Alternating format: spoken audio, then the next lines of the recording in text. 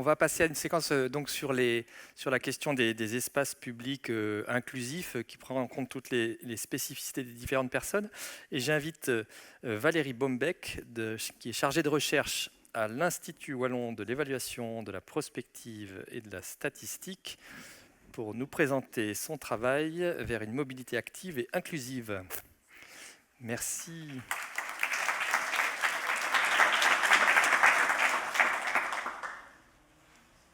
Parfait. Bonjour à toutes et à tous. Donc effectivement, je suis chargée de recherche sur la thématique de la mobilité au sein de l'IWEPS, qui est donc un institut scientifique d'aide à la prise de décision. Et nous avons ici clôturé un projet de recherche qui a été mené auprès des femmes en Wallonie sur la mobilité. Donc ici, je vais vous présenter brièvement ce projet. Donc, qui est intitulé « Vers une mobilité active et inclusive », dont l'objectif était donc d'analyser la mobilité active sous l'angle du genre, donc c'est-à-dire de mieux comprendre les enjeux particuliers de différentes catégories de femmes, de l'usage ou du non-usage des modes actifs, en se concentrant exclusivement sur le vélo et la marche à pied, de l'utilisation des infrastructures liées à ces modes et en tenant compte de la diversité des territoires géographiques.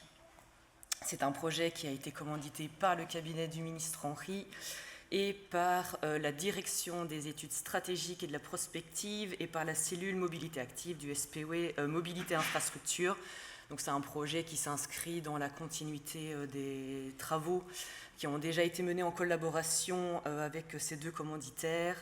Et par ailleurs, l'IWEPS s'est également chargé de la mise en place de deux actions dans le cadre des plans d'action WAPI et WASI, dont de mieux connaître l'usage du vélo et de la marche au niveau qualitatif. Et donc c'est un projet qui a débuté en mars de l'année dernière et qui s'est clôturé en avril avec un rapport qui se finalise. Nous sommes intéressés donc à plusieurs questions de recherche. Donc quels sont un peu les atouts, les freins auxquelles les femmes sont confrontées lorsqu'elles optent pour les modes de déplacement actifs ou lorsqu'elles souhaitent opter, si jamais elles ne sont pas encore usagères. Quelles sont les normes de genre qui influencent les choix de mobilité des femmes et leur expérience. Et comment concevoir des politiques et des infrastructures de transport plus inclusives qui répondent mieux aux besoins et aux réalités diverses des femmes. Donc l'objectif du rapport et du projet était bien de fournir les résultats, les enseignements et les conclusions principales, mais également de formuler des recommandations. Et on verra que les différentes pistes d'action qui ont été proposées et soumises par les participantes sont en lien, donc bien entendu, avec la mobilité, mais visent également un cadre plus large. En termes de méthodologie, donc on s'est appuyé sur une approche méthodologique qualitative. L'objectif était donc de recueillir des récits d'expérience des femmes qui se déplaçaient déjà ou pas encore à pied ou à vélo. Donc l'idée, c'était de comprendre via cette approche qualitative, plus en profondeur et de manière plus nuancée, les comportements des femmes par rapport à la mobilité active. Donc comme on a pu déjà le voir dans la matinée, donc il y a plusieurs déjà enquêtes quantitatives qui ont été mises en place. Donc on a déjà des informations, des données disponibles. On peut trier, on peut filtrer selon le sexe.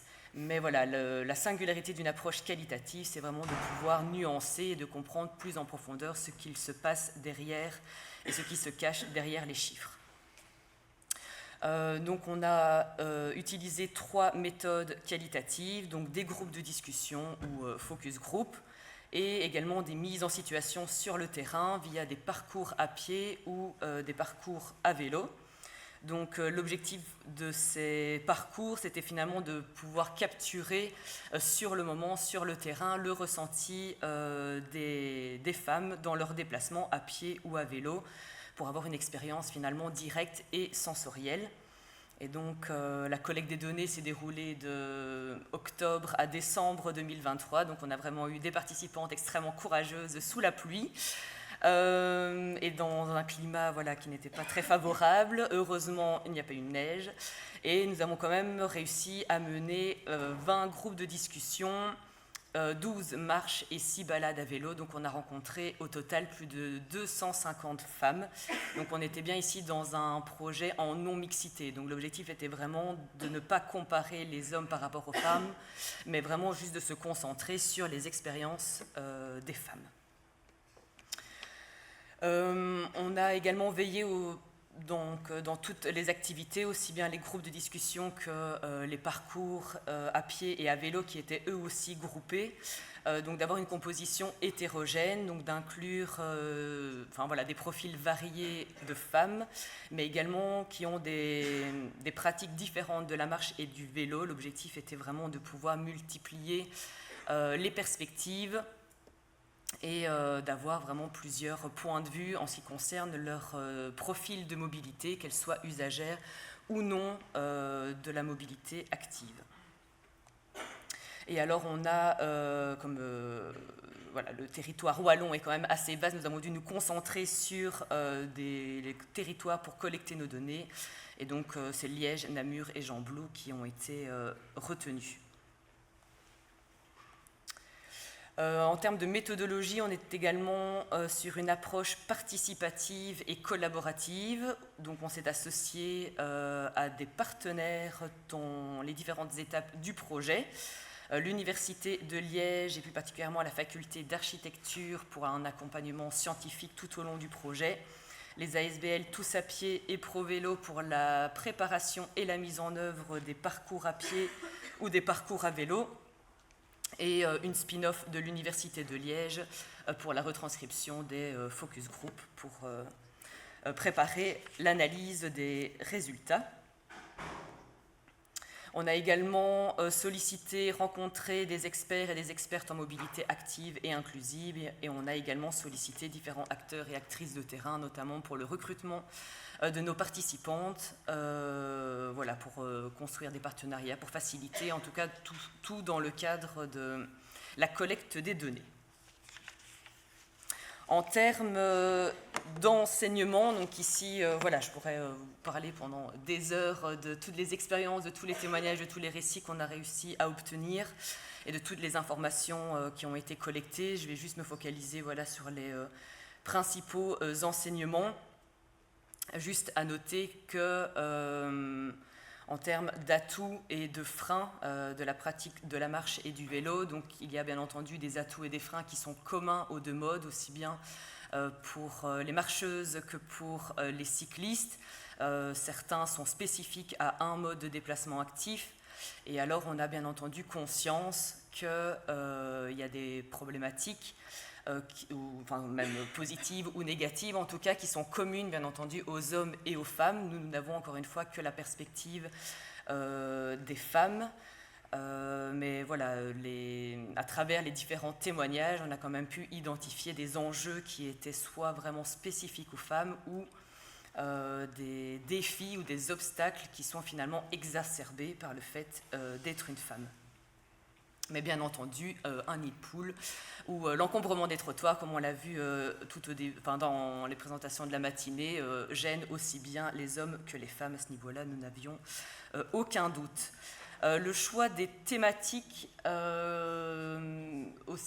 ici pour les atouts et les freins, viennent des déclarations des participantes. Donc l'idée aussi était de diversifier, de donner finalement une vue d'ensemble sur ce qui a été abordé. Bien entendu, une seule femme ou une seule participante n'a pas tous les atouts mentionnés ni tous les freins mentionnés. Disons que et c'est même pas non plus spécialement classé par ordre de récurrence. C'est vraiment balayer la diversité des points qui finalement en plus se rejoignent, soit ce qui a déjà été dit encore une fois aujourd'hui, soit ce qui est déjà disponible dans le cadre d'autres études et enquêtes à ce sujet.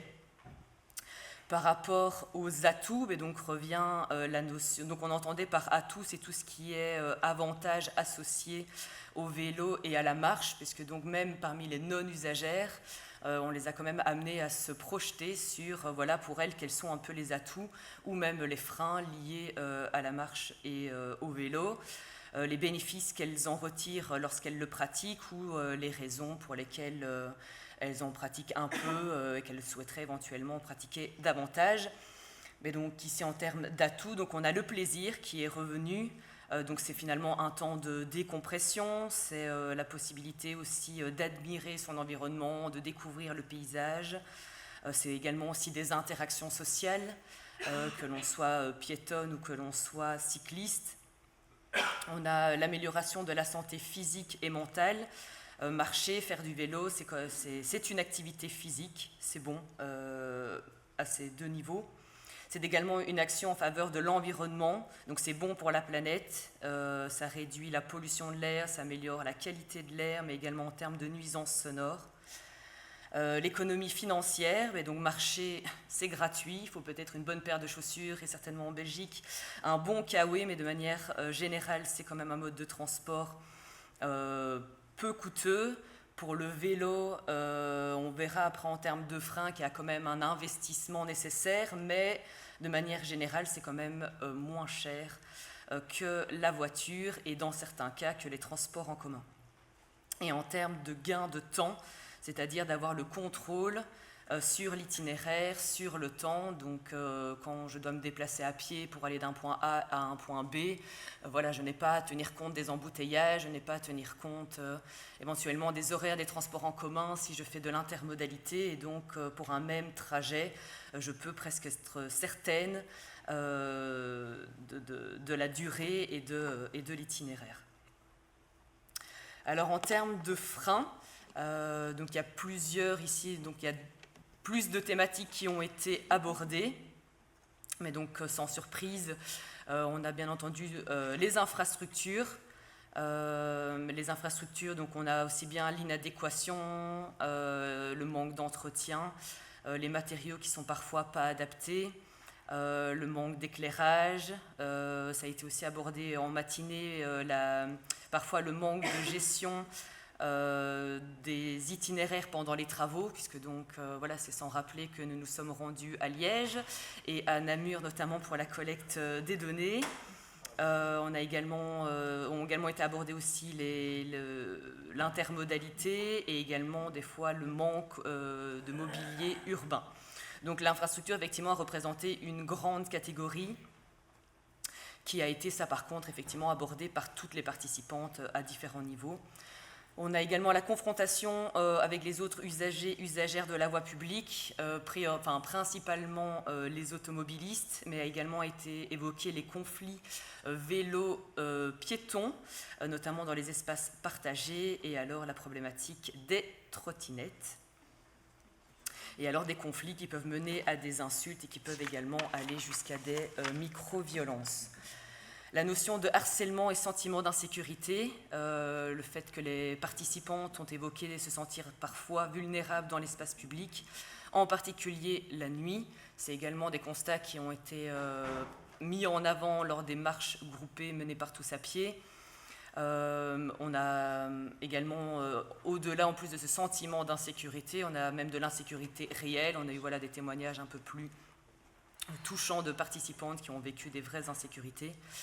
Dans ce sentiment d'insécurité, donc on a particulièrement la nuit, mais on a aussi dans certains endroits, comme je le dis, c'est parfois même un ressenti. On a eu lors d'une marche un endroit, il n'y avait finalement personne, mais c'était peu entretenu, il y avait des graffitis, et donc de manière générale, elles ont noté ce côté, si je devais revenir toute seule, et non pas ici dans le cadre d'une marche groupée, ou peut-être quand il fait un peu plus sombre, je ne me sentirais pas en sécurité. En termes de harcèlement, donc c'est tout ce qui est remarques sexistes, racistes, grossophobes, agistes, là aussi plusieurs points qui ont été remontés. La charge logistique en termes de... je sais que les cyclistes peuvent être très ingénieuses quand il s'agit de transporter des charges volumineuses ou encombrantes, mais il y a quand même encore certaines limites. Rares sont les cyclistes qui sortent de chez Ikea. Toute la problématique du transport des enfants et des courses qui rajoutent des obstacles. En termes de vêtements, apparence physique, il y a malheureusement encore dans certains contextes, notamment dans le cadre professionnel, des normes de présentation esthétique On a aussi le fait de transpirer. Il n'y a pas non plus malheureusement toujours des infrastructures sur le lieu du travail pour pouvoir être présentable, au-delà d'avoir des normes imposées dans le cadre de son travail. C'est même aussi des fois des normes que l'on s'impose à soi-même. Par rapport au temps, mais donc il y avait effectivement on l'a vu dans les atouts, mais il y a également le penchant en termes de frein, puisque c'est quand même plus lent, notamment la marche est quand même vécue comme étant un mode de transport, un mode de déplacement plus lent. Pour le vélo, c'est un peu plus contrasté. On a celles qui ont vraiment l'habitude, qui arrivent à se faufiler. Donc pour elles, c'est sûr qu'en centre-ville, on a ce sentiment de se déplacer beaucoup plus vite. Par contre, pour des cyclistes qui étaient un peu moins habitués, elles ont un peu plus mis en avant qu'elles préféraient se mettre un peu plus sur le côté, un peu plus à l'écart, n'osaient pas trop slalomer, et donc ça pouvait rester parfois un mode de déplacement considéré comme moins rapide. Les nuisances environnementales, mais donc être cycliste, être piéton, c'est être exposé en fait à ces nuisances, aussi bien sonores que la pollution, qui peuvent du coup réduire le plaisir. Le risque de vol de vélo, le manque de stationnement, le manque selon les participantes, toujours, c'est le témoignage de 250 femmes qui représentaient la Wallonie, de stationnement sécurisé pour le vélo. La force physique, l'habileté, les compétences. Il y a encore des personnes qui ne se sentent pas d'avoir les compétences ou l'habilité nécessaire pour fournir l'effort physique, bien que le vélo électrique soit une solution. Il y a quand même encore ce sentiment de ne pas toujours se sentir à l'aise, se sentir moins apte. Si en plus on rajoute le transport des enfants, le transport des courses, ça peut aussi rajouter de la complexité. Et en termes de compétences, il y a aussi tout l'aspect compétences techniques. Certaines ne se sentent pas non plus à l'aise à l'idée de réparer ou d'entretenir ou d'avoir des connaissances de base techniques pour leur vélo. Le coût financier, mais donc comme je le disais, il y a quand même un certain investissement en tout cas pour le vélo, d'acheter un vélo et également tous les équipements à côté. Et alors une dimension symbolique de l'espace public que je ne détaillerai pas, qui était plus anecdotique. Donc c'était plutôt l'aspect de la légitimité des femmes dans l'espace public, avec le fait qu'il y a encore un faible nombre de rues qui portent des noms de femmes, de représentation des statuts de la femme dans l'espace public. On a également proposé et sollicité les participantes pour réfléchir à des pistes pour promouvoir la marche et le vélo par et pour les femmes. Des pistes, donc soit par rapport aux freins et aux atouts qu'elles avaient identifiés, donc soit pour permettre de contrer ces freins, soit pour renforcer ces atouts. Et donc on voit que les participantes, il y a eu deux grandes catégories, il y a eu des pistes concrètes et matérielles. Sans surprise, il y a tout le volet lié aux infrastructures, donc agrandir, améliorer, entretenir l'espace dédié au mode actif, la continuité des itinéraires, le mobilier urbain, l'éclairage public, les infrastructures sur le lieu de travail. Donc il y a eu des recommandations et des pistes d'action qui étaient générales, des autres qui étaient plus concrètes et plus pointues. Mais en tout cas, c'est vrai qu'en termes d'infrastructure, ça a fait l'objet de nombreux retours de la part des participants, des trottoirs plus larges, séparer les flux de circulation entre les vélos entre les cyclistes et les piétons, des matériaux plus adaptés, la lisibilité aussi des itinéraires qui sont dédiés au mode actif,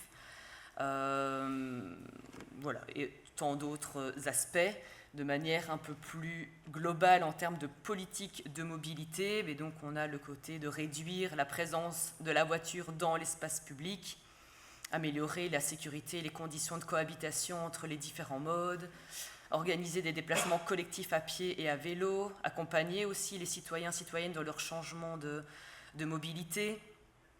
Dans les actions un peu plus concrètes, donc on avait améliorer en termes d'intermobilité, on avait intermodalité, la desserte des transports en commun, des parkings de délestage aussi pour les voitures en dehors des villes, et mettre plus de navettes à disposition, proposer au sein des sociétés des vélos de société, laisser éventuellement la possibilité aux employés de choisir entre vélo ou voiture de société, favoriser le covoiturage, améliorer et sensibiliser aussi au code de la route qui va devenir le code de la voie publique, et ça s'est aussi senti dans les témoignages des participantes, où finalement, voilà, que les cyclistes se mettent à la place des automobilistes, que les automobilistes se mettent à la place des cyclistes, que chacun connaisse un peu les règles spécifiques qui sont dédiées à chaque usager de la voie publique.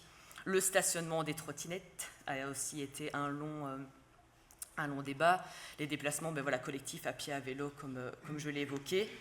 De manière aussi encore plus générale en termes de politique urbaine, donc si on réduit la présence de la voiture dans les espaces publics, c'est alors rendre des espaces publics plus agréables, améliorer la qualité de l'environnement en ville, promouvoir la mixité fonctionnelle, éviter l'étalement urbain et la dépendance à la voiture. Et donc ça peut passer par des actions concrètes comme plus de végétation, rendre plus dynamiques les centres-villes et autres. Et en termes de processus, c'est le fait de pouvoir prendre en considération le besoin des piétonnes et des cyclistes dans les projets. Donc voilà, plus de consultations citoyennes.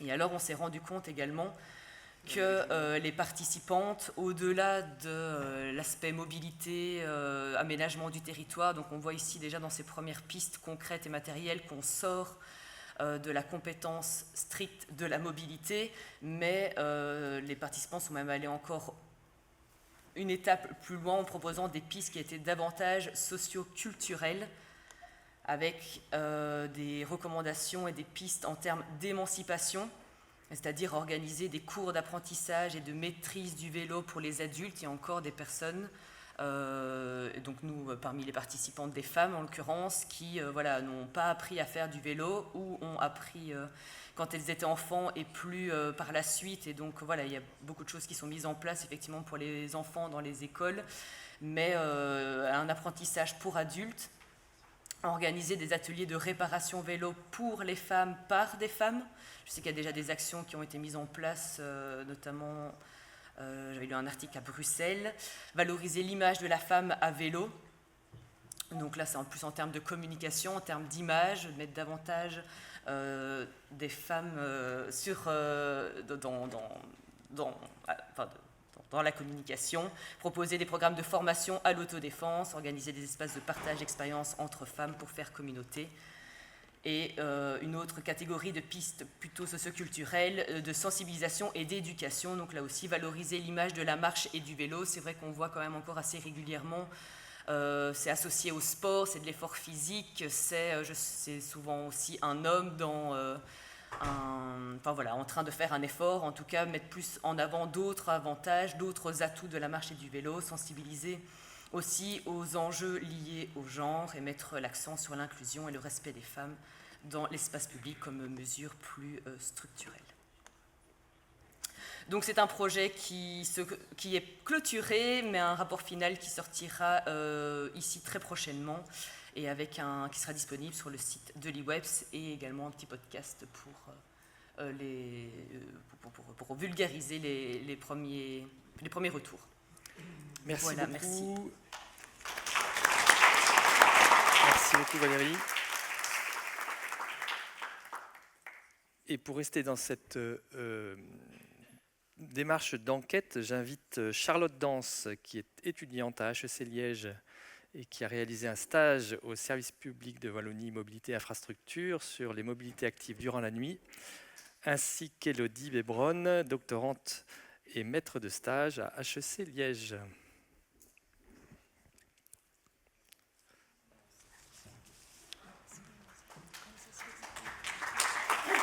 C'est bon ? Alors, bonjour à tous et à tous, à toutes et à toutes, à tous et à toutes, pardon. Donc, merci d'être là aujourd'hui. Donc, aujourd'hui, Élodie et moi allons vous parler de la mobilité active, du genre et de l'éclairage public. C'est le petit bouton vert sur la zapette. Merci. Donc, je me présente, je m'appelle Charlotte Danse, je suis étudiante en ingénieur de gestion à HEC Liège et voici Élodie Bébron qui est doctorante également à HEC Liège et qui est ma promotrice. Donc, vu que je suis en dernière année à HEC Liège, j'ai dû réaliser un mémoire qui en fait est une étude du lien entre le genre, la mobilité active et la nuit en Wallonie, avec une attention particulière portée sur l'éclairage public. Et à cette fin, j'ai donc été intégrée au sein du SPOE Mobilité et Infrastructure, plus particulièrement dans la cellule mobilité active. Donc pour réaliser cette étude, il a fallu forcément interroger la population wallonne, et pour ce faire, une enquête a été réalisée en ligne qui visait à comprendre les disparités entre les modes de déplacement actifs la nuit en Wallonie entre les hommes et les femmes.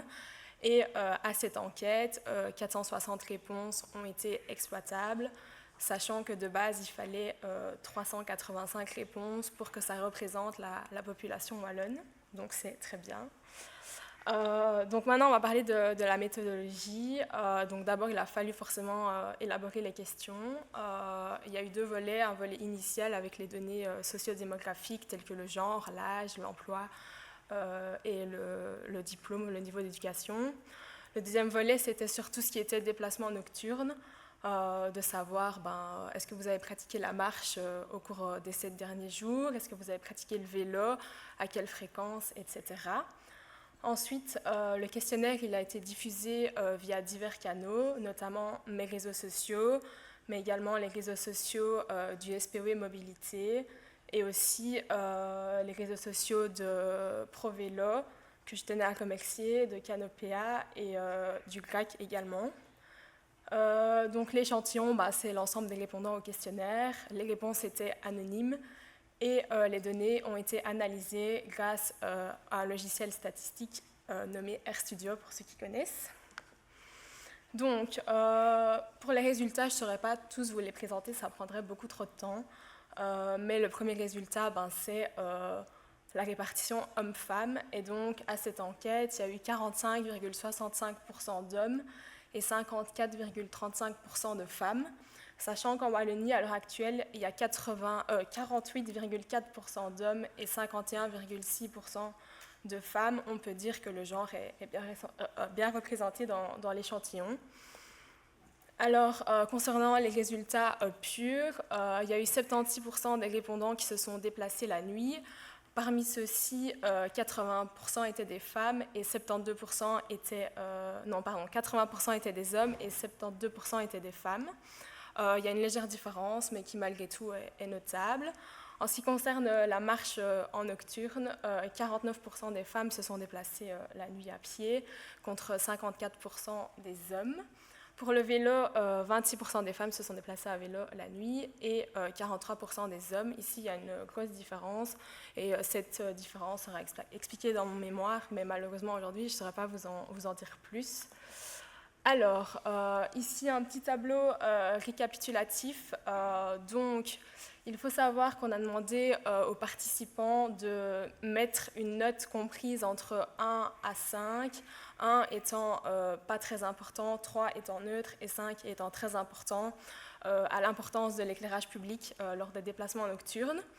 Donc d'abord, on a calculé la moyenne pour les déplacements nocturnes à pied pour les femmes et il ressort que la moyenne est de 4,328 et pour les hommes, elle est de 3,505.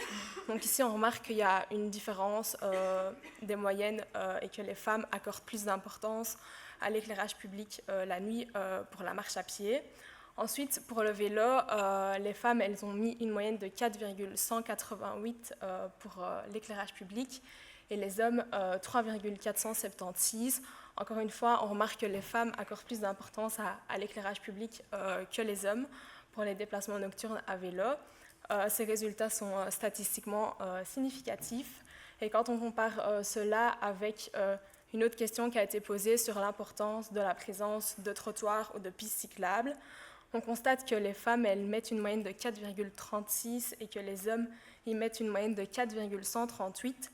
Et donc là, on constate que les hommes accordent plus d'importance à la présence de trottoirs qu'à l'éclairage public. Et pour l'importance de la présence des pistes cyclables, les femmes, elles ont en moyenne mis 4,216 et les hommes 3,88. Et donc là, c'est le même constat que pour la marche à pied. Donc voilà. Alors aussi un autre résultat intéressant, c'est que du coup on a comparé la moyenne mise en termes de ceux qui se sont déplacés à pied à l'importance de l'éclairage public et ceux qui ne se sont pas déplacés à pied au cours des 7 derniers jours lors de l'enquête. Et on s'est rendu compte que les personnes qui ne se déplaçaient pas à pied accordaient plus d'importance à l'éclairage public que ceux qui s'étaient déplacés à pied. Et les mêmes résultats s'appliquent pour la pratique du vélo.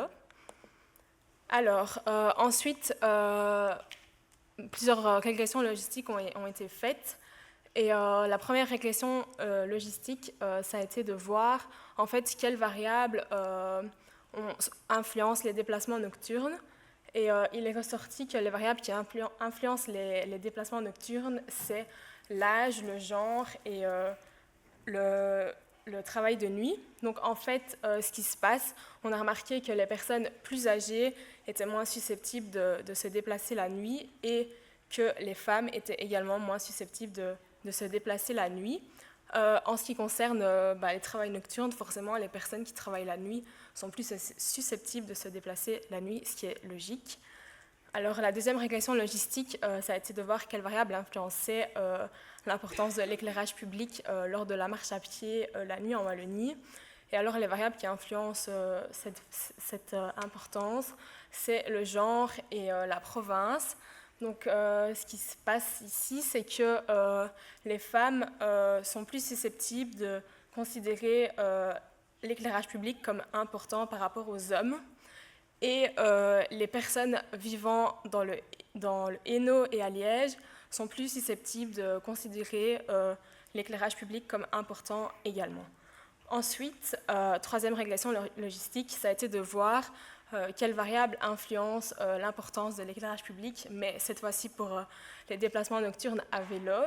Et là, on a remarqué que c'était le genre, la province et le diplôme, enfin le niveau d'éducation.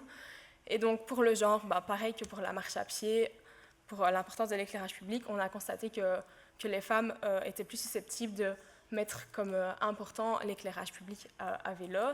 Pour la province, les personnes habitant en province de Liège sont également plus susceptibles de mettre comme important l'éclairage public pour le vélo. Et le diplôme, les personnes ayant un diplôme plus élevé, donc de type supérieur long, universitaire ou doctorat, sont susceptibles de mettre comme moins important l'éclairage public. Donc ici, pour la province de Liège notamment, ça pose des questions sur, en fait, mais quels sont les problèmes liés à l'éclairage, vu que les personnes considèrent ça comme plus important. Et alors ensuite, il a été demandé aux répondants de donner des idées en fait, pour améliorer la marche en nocturne en Wallonie. Et ce qui ressort, c'est que l'éclairage, c'est la première idée. 36% des hommes et des femmes ont répondu que l'éclairage devait absolument être mis en place pour améliorer la marche. Pour l'éclairage intelligent, je tenais à en parler parce qu'il y a quand même 10% des hommes et 6% des femmes qui nous en parlent. Donc c'est assez bien de voir qu'il y a quand même des gens dans la population qui sont au courant que ça existe, et 10% c'est déjà pas mal. Ensuite, la deuxième piste, c'est la sécurité. 23% des femmes et 17% des hommes. Ici, je parle de sécurité au niveau des voitures, mais également de sécurité personnelle. Donc ce n'est pas juste sécurité personnelle, c'est vraiment la sécurité aussi par rapport aux voitures. Et ensuite, pour le vélo, la même question a été posée, et ce qui en ressort, c'est que le gros problème, c'est les infrastructures. 34% des hommes et des femmes considèrent que les infrastructures, c'est le gros problème en Wallonie. Et ici, par infrastructure, j'entends présence et état des infrastructures. Et le deuxième point, c'est l'éclairage. Donc 19% des hommes et 23% des femmes considèrent que c'est vraiment un point à améliorer en Wallonie. Et donc, ensuite, une question qui était facultative, ça a été de demander s'ils avaient vécu une expérience positive ou une expérience négative. Et donc, ce qui ressort des expériences positives, c'est que le premier point, c'est la rencontre avec la biodiversité, donc avec les oiseaux, avec les sangliers, etc. Je vous jure qu'il y a quelqu'un qui a mis sanglier. Ensuite, c'est le calme. Le calme, donc le fait que la nuit est paisible. Et dernier point, c'est le fait qu'il y ait moins de trafic routier. Et donc ici, on met en positif moins de trafic routier, mais dans les expériences négatives, il y en a beaucoup qui parlent de vitesse excessive des voitures. Donc oui, il y a moins de trafic, mais il y a plus de vitesse la nuit, donc il faudrait peut-être un peu contrebalancer tout ça. Et dans les expériences négatives, ce qui ressort, c'est le sentiment d'insécurité. Ici, on parle d'insécurité, mais il y a pareil, c'est l'insécurité vis-à-vis des voitures, mais aussi l'insécurité personnelle. Ensuite, blessures, les chutes, frôlement avec une voiture, etc. Et en dernier lieu, le manque d'éclairage. Et d'ailleurs, le sentiment d'insécurité est lié, dans beaucoup de cas, au manque d'éclairage en Wallonie. Voilà. Je passe la parole à Élodie. Merci. Merci Charlotte.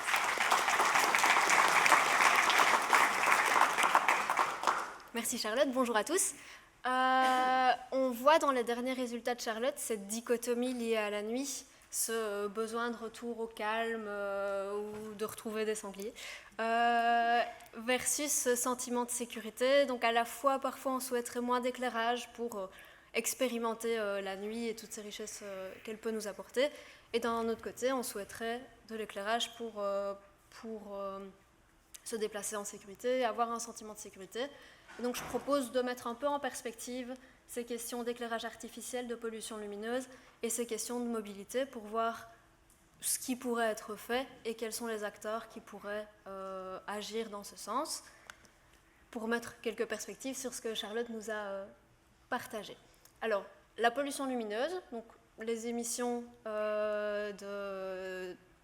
d'éclairage artificiel dans l'atmosphère, est un phénomène mondial et qui est en expansion chaque année et qui nous touche particulièrement, nous, en Wallonie. Donc, le territoire est un territoire intéressant à ce sujet. La pollution lumineuse a toute une série de conséquences sur nous, sur la faune, sur la flore. Elle va empêcher les oiseaux migrateurs de poursuivre leur vol, créer certaines collisions. Elle va jouer sur la pollinisation.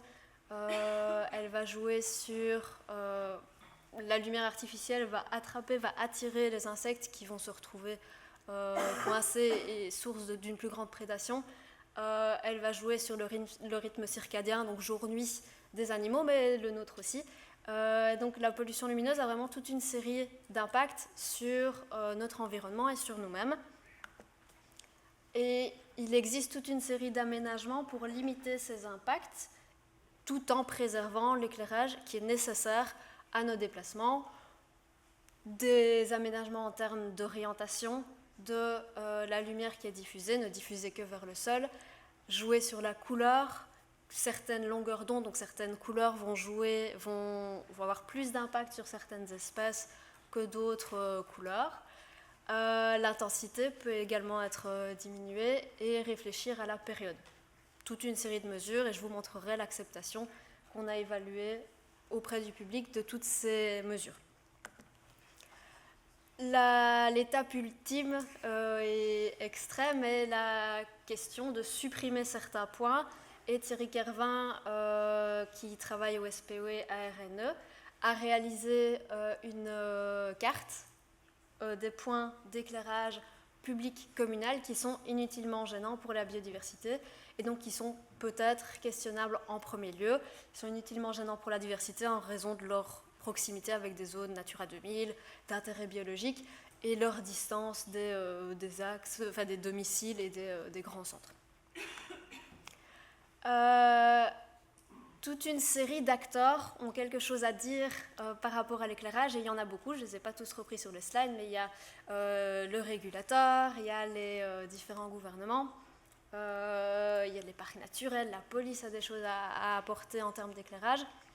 Et on voit qu'en allant interroger les acteurs de terrain, qu'il y a 3 grands groupes d'acteurs qui travaillent ensemble et qui sont particulièrement importants dans les prises de décision par rapport à l'éclairage public.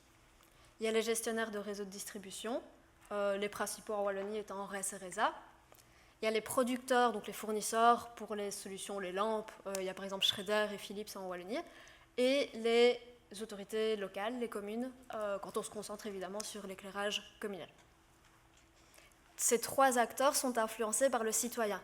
Le citoyen qui va avoir différents besoins en fonction de sa période, de la période de la vie, en fonction des besoins des familles, des différences entre hommes-femmes et de toute cette question de l'inclusivité de l'espace public, inclusivité aussi pour les personnes porteuses de handicap ou pour les travailleurs de nuit qui vont également avoir des besoins particuliers. Avant d'arriver à cette question d'acceptation, de qui accepterait certaines politiques, je voulais juste faire un point rapide sur les aspects sécurité et sentiment de sécurité. Donc j'ai parlé de pollution lumineuse, évidemment j'aborde le sujet de la sécurité. C'est assez difficile dans la littérature d'isoler complètement l'aspect éclairage quand on va étudier les accidents. Parce qu'un accident, je ne vous apprends rien, c'est multifactoriel, c'est lié à une période dans l'année, une période dans la journée, c'est lié à la vitesse, c'est lié à la consommation de stupéfiants, à la fatigue. Et les données qu'on a sont les données qui sont rapportées par la police, à la police. Et donc c'est toute une série d'éléments qui jouent et qui vont influencer l'occurrence d'accidents. Et pour le sentiment de sécurité et les aspects criminalité également, on ne sait étudier que ce qui est rapporté, donc il y a toute une série de faits qu'on étudie, qui passent un petit peu plus sous le radar. La criminalité va être liée à toute une série d'éléments, un historique, une opportunité, entre guillemets, de faire un crime. Et dans plusieurs études, il a été montré que diminuer l'éclairage n'augmente pas forcément la criminalité, donc il n'y a pas de lien direct entre coupure d'éclairage et augmentation de la criminalité. Par contre, ce qui apparaît clairement, c'est que diminuer l'éclairage, supprimer certains points, va augmenter le sentiment d'insécurité. Donc on a posé la question aux citoyens, je ne vais pas rentrer dans le détail des graphiques, il y a beaucoup d'informations, mais on a mené une enquête en mars 2022, février-mars, donc juste avant la crise énergétique, et puis en octobre-novembre 2022, pour voir si les gens seraient prêts à accepter des réductions de l'éclairage, ou des aménagements de l'éclairage dont je parlais tout à l'heure. Le premier, par exemple, une réduction de l'intensité, des extinctions partielles à certains moments de la nuit, une extinction totale ou la présence de détecteurs de présence. Et donc, idem, on leur a posé la question sur une échelle de 1 à 5, 1 étant pas du tout d'accord, 5 étant tout à fait d'accord et 3 étant neutre. Seriez-vous d'accord d'éteindre l'éclairage sur différents types de voiries ? Et on voit, donc en bleu clair tout à droite sur les deux graphiques, sont les personnes qui acceptent tout à fait, et ainsi de suite jusqu'à la gauche. Et donc on voit une augmentation de l'acceptation de différents aménagements. En octobre, une fois qu'il y a eu toute cette couverture médiatique sur la crise énergétique, on propose de couper l'éclairage. Et donc on voit que quand on explique aux citoyens, il y a une plus grande acceptation de ces politiques de réduction. Je ne l'ai pas précisé sur le slide, mais on a également testé en interrogeant donc les mêmes personnes qu'on a interrogées, on leur a proposé une définition de la pollution lumineuse, de ses conséquences, et on voit qu'une fois qu'on propose cette définition, on voit que les personnes qui sont sensibilisées est un grand mot, on leur a donné une définition, mais qui sont au courant de la pollution lumineuse, de ses effets, vont avoir plus tendance à accepter certaines politiques de réduction. Donc on voit que la sensibilisation permet de contrebalancer ce sentiment d'insécurité. Et je vais clôturer avec quelques chiffres pour se rendre compte du nombre et de la dimension du problème. Il y a environ 600 000 points lumineux d'éclairage public communal en Wallonie. Et je l'évoquais tout à l'heure, les insectes qui tournent autour d'un point d'éclairage public, on estime à 150 qui vont mourir autour d'un point lumineux la nuit en été. Donc je vous laisse faire le calcul. Chaque nuit en Wallonie, ça fait une estimation de pas mal d'insectes. Je ne le ferai pas moi-même, le calcul là tout de suite. Et on a estimé L'Union des villes et des communes de Wallonie a estimé une économie de 35 millions d'euros liée à une extinction de l'éclairage public entre minuit et 5 heures, pour terminer sur un aspect très rapide économique. Je vous remercie pour votre attention et je serai très heureuse, et je pense que Charlotte aussi, je pense qu'on peut parler pour nous deux, d'échanger avec vous sur le sujet qui nous passionne toutes les deux par la suite. Merci.